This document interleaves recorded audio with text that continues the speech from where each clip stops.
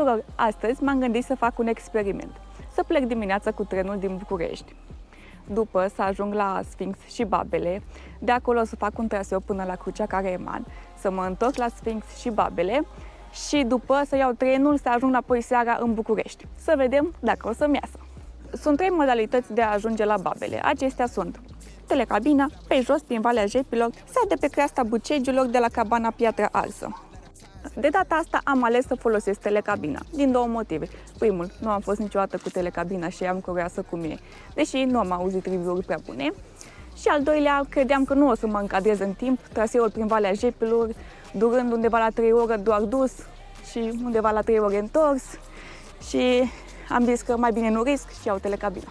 Am reușit să prind prima telecabină de la 8:30, chiar am ajuns cu jumătate de oră mai devreme, crezând că o să fie aglomerat, dar ce să vezi, am ajuns prima și chiar am așteptat până să mai vină următoarele persoane.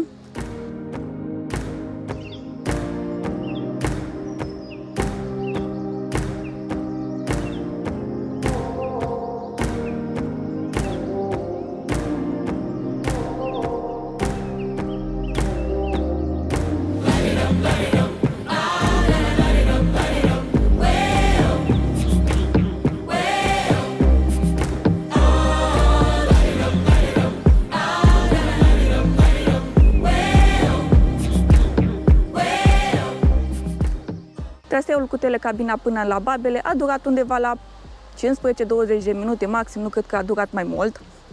Când am ajuns acolo, vă dați seama că nu mai era nimeni în afară de mine și persoanele care au urcat cu mine în telecabină, ceea ce mi-a plăcut, deoarece nu sunt genul cu aglomerația. Babele sunt de fapt martori de eroziune formate prin erodarea eoliană a diferitelor strate geologice, în acest caz conglomerate.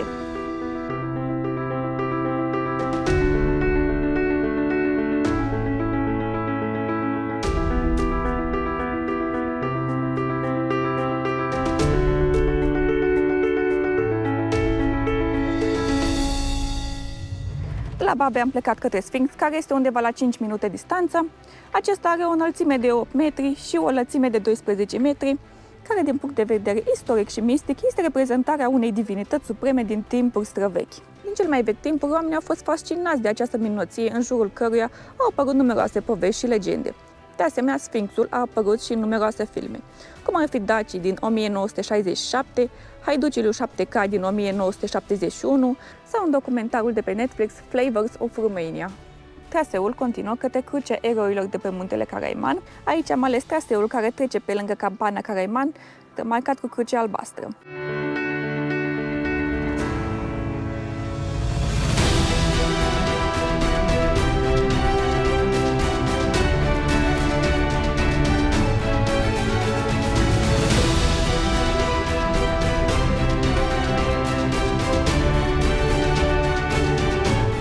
În prezent, cabana Caraiman este închisă, însă de acolo m-am bucurat de o priveliște care mi-a tăiat răsuflarea asupra Văii Jepilor.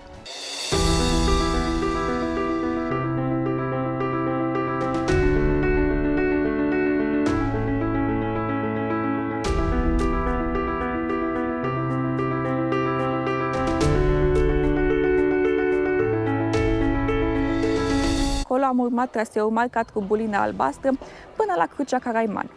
Ca dificultate a fost mediu, însă pe unele părți era expus și trebuia să te ajuți de niște lanțuri pentru a trece mai departe.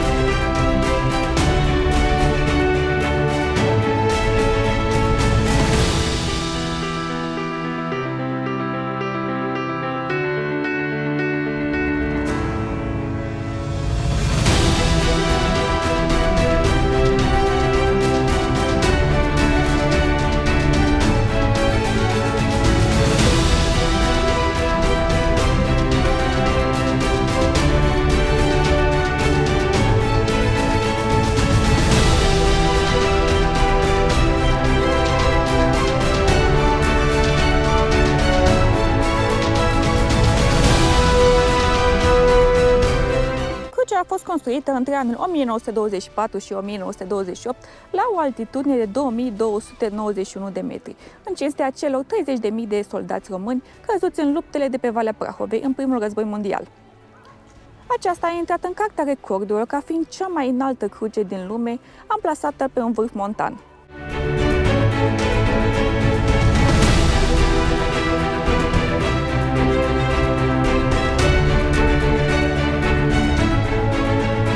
Dacă am spus că la dus mi-a plăcut foarte mult traseul, să mă plimb în jurul Babelor și al Sfinxului, la întors nu a mai fost aceeași poveste. Și asta nu din cauza aglomerației.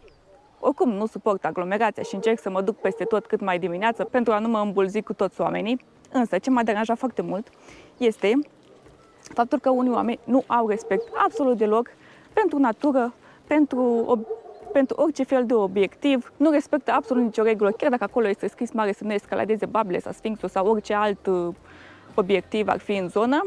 Erau unele persoane care se urcau și își făceau poze pe babe. Adică, de ce să faci asta? Adică nu pot să înțeleg, uneori nu pot să înțeleg persoanele de ce fac asta. Dar acolo era un panou pe care scria mare să nu escaladeze. De ce faci asta? Lăsăm toate astea la o parte, traseul este superb, mai ales partea de la Cabana Caraiman către Crucea Caraiman și tot traseul pe care l-am urmat azi, pornind de la telecabină și întorcându-mă înapoi la telecabină în Bușteni, plus vreo 2 ore în care m-am oprit aproape din 5 în 5 minute să filmez. Na, asta e. A durat, cred că undeva la 5 ore, ceea ce nu mă așteptam. Mă așteptam să dureze mult mai mult. Dacă știam că durează atât de puțin timp, probabil alegeam să fac măcar o parte a traseului pe jos, deoarece traseul este superb și nu mai zic acum când toți copacii sunt ruginii și brăduți și verde și tot foarte, foarte frumos. Dar data viitoare o să știu. Cam ăsta a fost micul meu experiment de astăzi. Acum mă duc la gară și mă îndrept către București. Dacă v-a plăcut, nu uitați să loviți butonul acela de like pentru ca acest videoclip să ajungă la cât mai multă lume. Și să vă abonați pentru a nu rata niciun clip viitor. Eu sunt Roxana și ne vedem săptămâna viitoare!